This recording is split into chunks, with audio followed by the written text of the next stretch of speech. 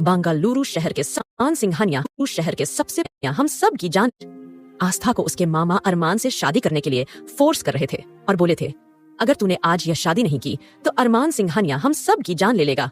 तुम नहीं जानती कि वह गुस्से में कितना ज्यादा तेज है। उसके लिए जान लेना बहुत मामूली सी बात है। बेटी, हमारी बात मान लो और शादी के लिए हाँ कह दो। ऐसा कहकर वह बड़ी ही बुरी तरह से रोने लगे। तब आस्था ने एक और कोशिश की और कहने लगी, लेकिन मेरी नानी का क्या होगा? मेरी नानी मेरे बगैर नहीं रह पाएगी। तभी मनोज जी कहने लगे, बेटा, शायद तुम भूल रही हो, तुम्हारी नानी मेरी माँ भी है।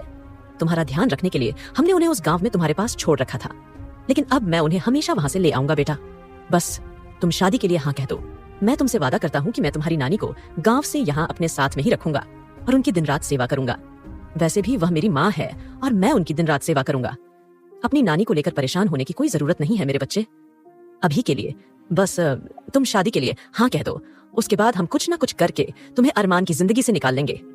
बस कुछ दिनों की बात है। कुछ दिनों तक इस शादी के रिश्ते को निभा लो। प्लीज बेटा, प्लीज। ऐसा कहकर वह उसकी खुशामद करने लगे। अब आस्था पूरी तरह से मजबूर हो चुकी थी। आस्था, जो कि अपने मामा के एक फोन कॉल पर पूरे गांव में उछलने लगी थी, क्योंकि उसके मामा ने पहली बार उसे अपनी बेटी की शादी में शिरकत करने के लिए बुलाया था। साथ ही साथ हालांकि आस्था की नानी ने यानी कि मनोज की माँ ने उसे मना भी किया था, बेटी तुम इस शादी में मत चलो।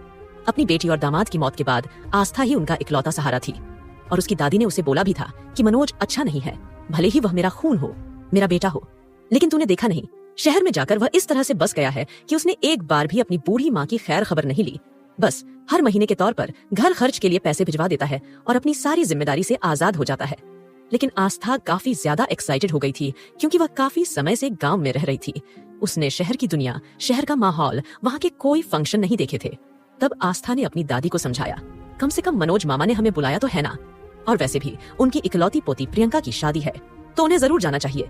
जब आस्था ने काफी ज्यादा अपनी नानी को समझाया, तब वह दोनों दादी पोती शादी में जाने के लिए तैयार हो गईं। और वह दोनों प्रियंका की हल्दी से 2 दिन पहले शहर में पहुंच चुकी थीं। शहर को देखकर आस्था काफी ज्यादा खुश हो रही थी। हालांकि उसे डॉक्टर की पढ़ाई करने के लिए भी शहर में ही आना था, तो इसीलिए आस्था ने सोचा कि वह शादी में जाएगी, साथ ही साथ शहर के रंग रूप ढंग, शहर का माहौल देख लेगी और किस तरह से उसे शहर में सरवाइव करना है, उस बारे में कहीं ना कहीं यह सोचते हुए आस्था शहर में आई थी।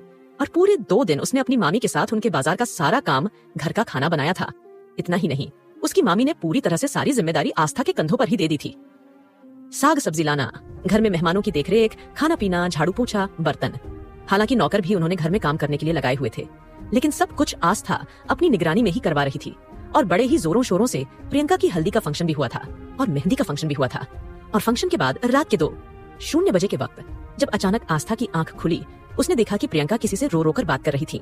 तब आस्था को उस पर कुछ शक भी हुआ था, लेकिन उसने उसे अपनी दादी की कही हुई बात याद थी कि उसे किसी के भी मामले में नहीं घुसना है और ना ही किसी के बारे में ज्यादा सोचना है। तो यही सोचकर आस्था चुप हो गई थी और उसने किसी से कुछ नहीं कहा। लेकिन प्रियंका यूं इस तरह से शादी के वाले दिन शादी का मंडप छोड़कर भाग जाएगी, इसके बारे में तो आस्था ने दूर दूर तक कुछ नहीं सोचा था। उसके मुंह से सिर्फ और सिर्फ इतना ही निकला था कि उसने प्रियंका दीदी को किसी से बात करते हुए सुना था, और इसी बात की गलत फहमी में उसके मामा और मामी दोनों ने यह समझ लिया कि आस्था ने ही प्रियंका को भगाया है।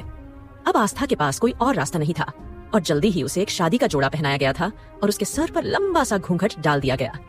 अरमान को इस बात के बारे में दूर दूर तक कोई एहसास नहीं था कि उसकी शादी प्रियंका से नहीं बल्कि आस्था से होने वाली है। आस्था को तो उसने आज तक देखा भी नहीं था। अब जल्दी ही आस्था को दुल्हन बनाकर अरमान के ठीक बराबर में बिठा दिया गया और अरमान सिंघानिया ने एक बार भी अपने बराबर में बैठी हुई दुल्हन की ओर नहीं देखा।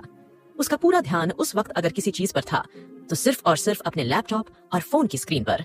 वह एक भी मूवमेंट, एक भी पल अपना काम बर्बाद नहीं करना चाहता था। सिर्फ और सिर्फ उसे पूरे मंडप में आलोक सिंघानिया के अलावा किसी और को इस बात के बारे में दूर दूर तक एहसास नहीं था कि जिसकी शादी इस वक्त अरमान सिंघानिया से हो रही है, असल में वह लड़की है ही नहीं जिस लड़की को उन्होंने अरमान के लिए दुल्हन चुना है। दुल्हन बदल चुकी है।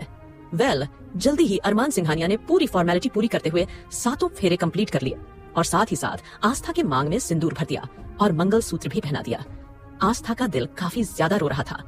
अरमान सिंघानिया ने एक बार भी यह जानने या देखने की कोशिश नहीं की कि उसकी बीवी कैसी दिख रही है, दुल्हन बनकर यहाँ क्या हो रहा था, क्या नहीं। वह तो सिर्फ और सिर्फ पूरी तरह से अपने काम में खोया हुआ था। और जब वह आस्था को मंगलसूत्र पहना रहा था, तब आस्था के आंसुओं की कुछ बूंदें उसके हाथ पर गिरी तब जाकर अरमान को थोड़ा सा अजीब लगा और उसने एक पल शादी के जोड़े में सजी हुई अपनी दुल्हन की ओर देखा। लेकिन लंबा घूंघट होने की वजह से वह उसका चेहरा नहीं देख पा रहा था। वह यह केवल कुछ ही पल के लिए रुका और उसके बाद अरमान फिर से अपने फोन और काम में पूरी तरह से खो चुका था। आलोक जी ने जल्दी ही आस्था की पूरी जन्म कुंडली अपने हाथों में मंगवा ली थी, क्योंकि वह जिस लड़की को अपनी बहू बनाने जा रहे थे उसके बारे में सारी चीजें उन्हें अच्छी तरह से जाननी थी।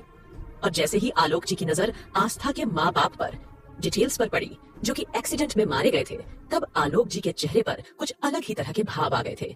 तब आलोक जी मन ही मन में कहने लगे, मैंने तो सोचा था कि आज अपने खानदान की इज्जत बचाने के लिए शादी करवा लूंगा और उसके बाद इस लड़की को 2-3 दिन के बाद तलाक देकर आजाद करवा दूंगा, लेकिन अब ऐसा नहीं होगा। अब इस लड़की को जिंदगी भर मेरे पोते अरमान सिंघानिया की पत्नी बनकर ही रहना होगा। कहीं ना कहीं यह सोचते हुए आलोक जी कहीं खो गए।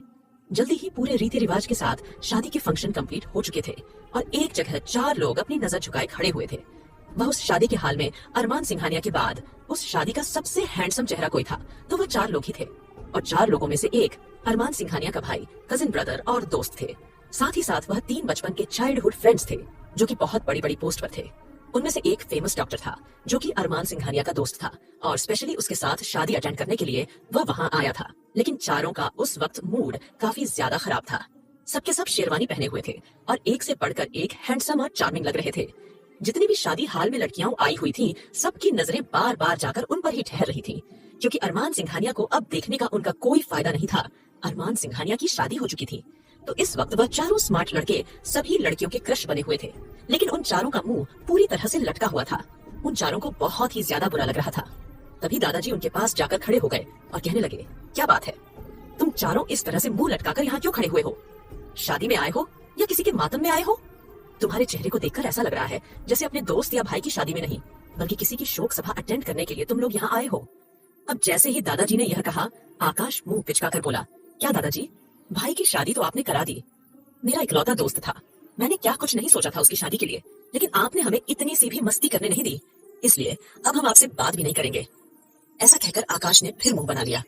अब तक आलोक जी समझ चुके थे कि इन चारों को मौज मस्ती करने का मौका नहीं मिला है, इसी वजह से शायद ये सब मुंह लटकाकर खड़े हुए हैं। तभी दादाजी कहने लगे, अच्छा, अपना मूड सभी के सभी बिल्कुल ठीक करो और घर जाकर जो तुम लोगों को मौज मस्ती करनी है और देखना है ना, मैं तुम लोगों को नहीं रोकूंगा। अब जैसे ही दादाजी ने यह कहा, तब सुमित कहने लगा, क्या वाकई दादाजी, क्या आप हमें बिल्कुल भी पार्टी करने से नहीं रोकेंगे? पूरी रात हम लोग मजे करेंगे, अब वादा कीजिए कि आप हमें नहीं डांटेंगे। तो जैसे ही सुमित, जो कि उस शहर की अच्छी खासी कंपनी का बड़ी पोस्ट का सीईओ था, उसने इस तरह की बात की, उसके दादा आलोक जी उसकी ओर देखकर कहने लगे, तुम्हें देखकर कोई नहीं कह सकता है कि तुम्हारे नीचे कम से कम 600 लोग काम करते हैं।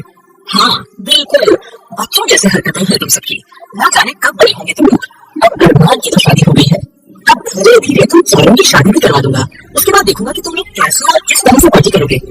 अब जैसे ही दादाजी ने उन चारों की टांग खींची, वह चारों बुरी तरह से मुंह बनाने लगे और तभी उनमें से ध्रुव आगे आया और कहने लगा, दादाजी प्लीज अभी शादी वादी की बात हमसे मत कीजिए, ये हमारे हंसने खेलने कूदने के दिन है और शादी के चक्कर में हम अपनी जिंदगी बिल्कुल भी बर्बाद नहीं होने देंगे। और वैसे भी अभी मेरी उम्र भी क्या है, अभी मैं सिर्फ 26 साल का हूँ, क्या इस उम्र में कोई शादी करता है भला?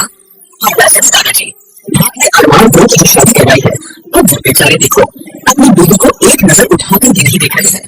देखो जरा, अपनी बीवी से ज्यादा प्यार तो उन्हें अपने फोन और लैपटॉप से है।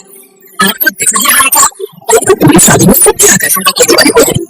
ऐसा कहकर ध्रुव दादाजी को अरमान की ओर दिखाने की कोशिश करने लगा। तब उसके दादा कहने लगे, अपने फालतू की बकवास बंद करो, आज के लिए इतना ही आगे की कहानी जानने के लिए सुनते हैं दोस्तों। आज सेशन ऑफ